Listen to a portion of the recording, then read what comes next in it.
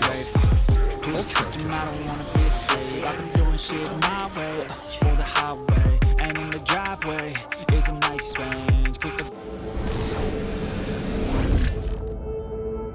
You're fine. Oh, yeah, up and over. Yep. It's not a big deal. It's just some ice, buddy. What's the big deal? Speaking of dealing, we talked about the Brute Mother not ganking. Here is Yowie slowing him down and starting to dive. Ollie here to save the day again with the attack slows. And they're punching onto this poor Brute Mother, getting slowed up. The magic damage over time, it's not going to be enough. The last bit of Fire Spirits desperately trying to retreat into the tree line, but they have eyes on this Brute Mother. And she will go down, not the rotation that you wanted. And Amel is here as well. One net, it's all it's going to take, but they have a shot. Just a couple in. The tag teams with the Meepos starting to beat into poor little boss Cuckoo. And Ollie will burn him down. Double kill for this Phoenix. And not really the start that Darling were looking for. Meanwhile, bot side, Palos, he's getting threatened by jabs, but a bit too aggressive on this Death Prophet, it seems like. Doesn't have another Crypt Swarm for half a second. And Jotun will be able to punish him. Look, there's a reason I questioned the Brood Mother ganking, and that is kind of it right there. What do you really do? I mean, he had a good attempt at it, right? Started slowing. It's just that I feel like 23 was too close to the tower, and the positioning just wasn't in their favor. Bosku, he was right there with the stun. I guess they're just kind of lacking in the damage department. That's why I was saying, you know, Jotun, maybe he needs to sort of pop by. But we saw what happens if he wasn't there to save Palos. Be in a lot of trouble now, utilizing that level 6. Great stuff. The setup onto poor jabs, and the DP will go down. So where they've lost that advantage in the top side, they get it back at least at bot. That's actually so bad. DP, like, just TP'd, right? So you got to do the old walk of shame. Yeah, it's not a good look. Not level 6 yet either on the Death Prophet, right? You'd really like to get your 6 as early as possible, pop that Exorcism, and start doing work on the tower or these heroes. Right now, because of it, you're kind of stuck doing absolutely nothing and trying your best just to accumulate a little bit of XP. Yeah, I mean, every single player runs DP a little differently, but I think for people who are a bit unclear, there's a very popular guidebook. On page number 1, it says you need to try and force the opponent carry out of lane with Crypt Swarm. But speaking of being forced out of lane, Bosku is just dead. There's way too much damage, and the slowdown from both the tag team and the Orb of Corrosion. But here comes the full squad of Darling. They want to punish, jumping forward onto the real hero, Drake. He's going to be looking for a stun, but already in the true form.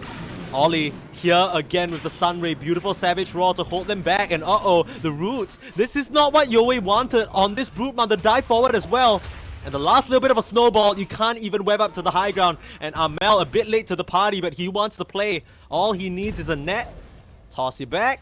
Slightly gonna go wide. A little bit awkward now as, what, 4 heroes start filtering here? But it's a perfect shot. The rest of Darling, they don't want to let this go lightly though. A beautiful LSA holding Amel in place. He needs to poof out and he'll be just fine. The Spirit Breath might be the next target.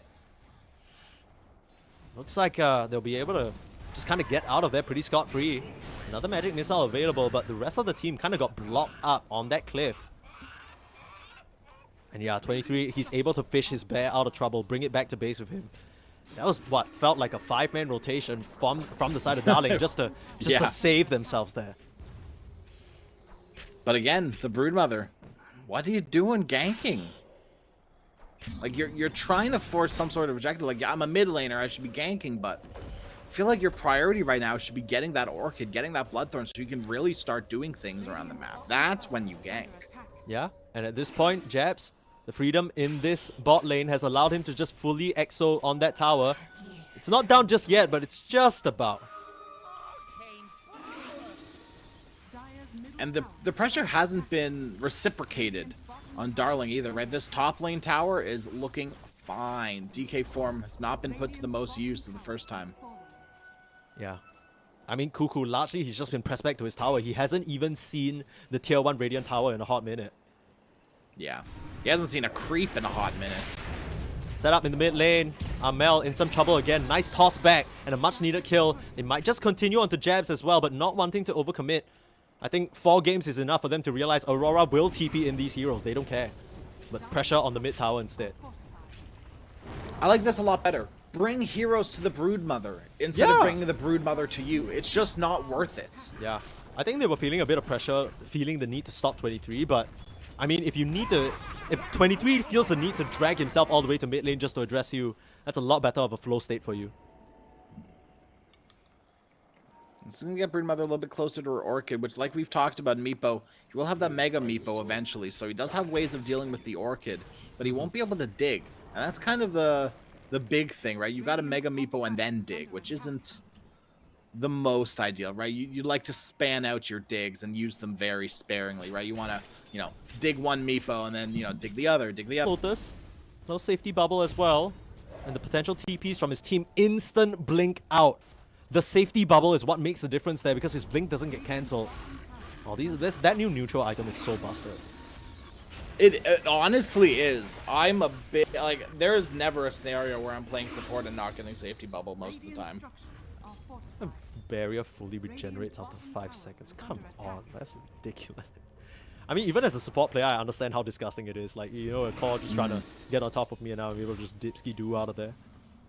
Whatevs. See ya! Bye-bye. Oh, I kind of like this by Darling. They're forcing the Roche. I mean, if they can steal the first Roshan from Aurora, that's really going to slow down their momentum. Yeah, we talked a lot about the objective-taking potential for Aurora, but Darling, they have that in spades as well, right? The Brood Mother bringing the Broodlings in, as well as Jotun with the Unleashed Paddles just laying into the mix. Should be a very easy Aegis for them in Aurora. They weren't expecting this at all. Which is fair. I mean, you shouldn't be expecting this kind of lineup to be doing Roche 18 minutes in. You should be the team that's doing Roshan 18 minutes in, realistically. Yeah, the crazy thing is we haven't seen anything like an egg or like a properly committed EXO other than that jump. Oh, Amel, he's just straight into that Lina, but that's what the swap is there for. Beautiful stuff from Drake to fish Palos out of trouble. The turnaround Gleipnir, they have the touch on the jabs. Even in the face of that Laguna Blade, he's fine thanks to Ollie, who's there with the Sunray. So much healing.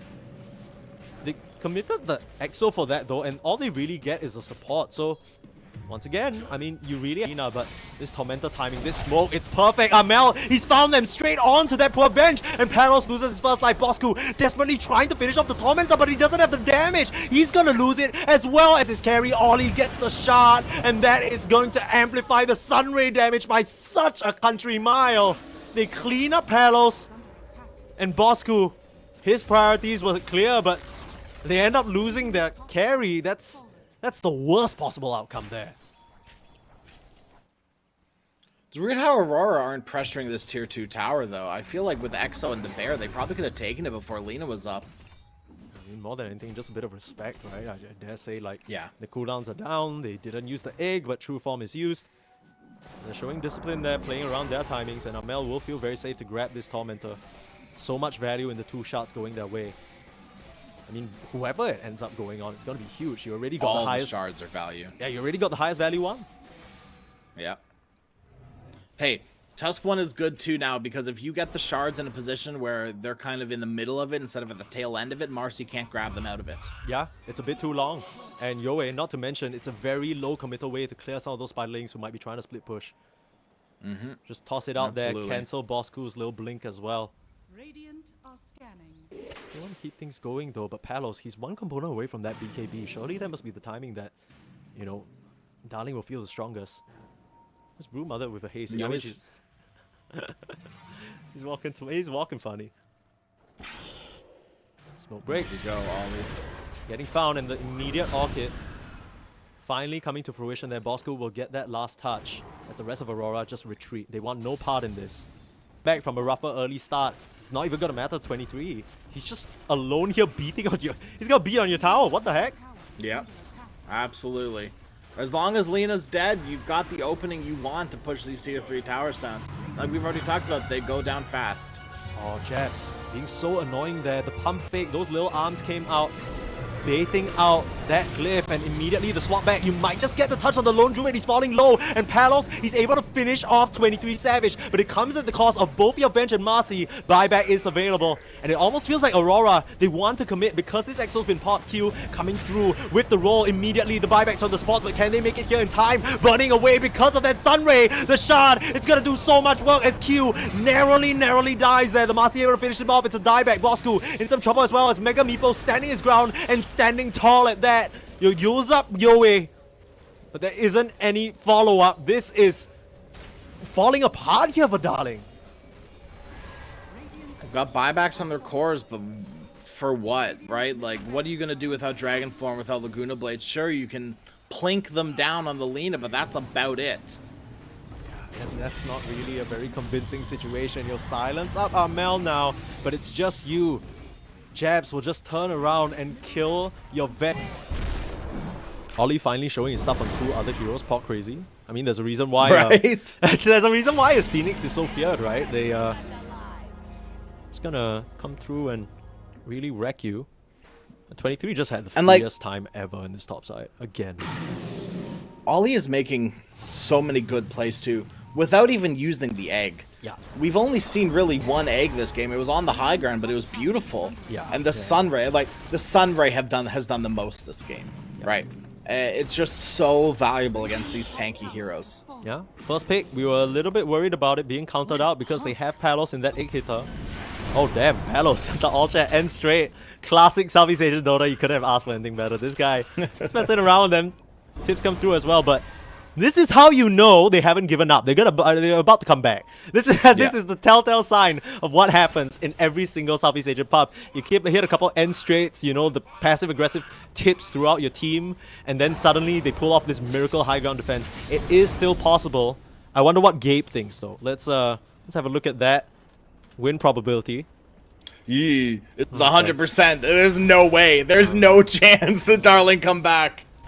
All right, see, all I gotta say is maybe Gabe's not familiar with the ways of Southeast Asia Dota. That's all I gotta say, right? Because the second you say those words in all chat, you unlock a different gate of energy. It's like you know, Rock Lee, when he taps into all those gates. Like, that's not... Nobody knows he can do that until you finally pop it out, and then you're like, oh, okay. I guess his power just went up by 9,000. That's kind of what it feels like for Darling here, but maybe I'm just hoping and coping again. Aurora, they look unstoppable right now. Almost a 30k lead for Aurora 30 minutes in. I mean, we haven't seen a lead like this in a hot minute. Dude, it's not really... And if this is just how things end here, it will be unceremonious, especially Talos just being kicked back. Forced to just BKB, finally connecting on the swap, but Drake has to sacrifice his life once again. No buyback for another 2 minutes. It almost seems so easy. Palos, he's used that BKB already. The next jump from Q will be the one that just does them in. One more little soccer kick to the curb. You know that task. He's eyeing them up like juicy prizes at an arcade stall. You can't show on Lina. You can't. He's just gonna come in, do it again. Q, he's found Palos, and Palos goes down. 60 seconds without him and no buyback, but they will do a lot of damage. Immediate buyback on the Tusto, but Bosku and Yoe, they have no chance. The connection might be there, but it's not enough to defeat Aurora. They'll just stand their ground, everyone's full HP. You just buyback on Q and Yoe, he's just gonna get swatted down like the bug that he is.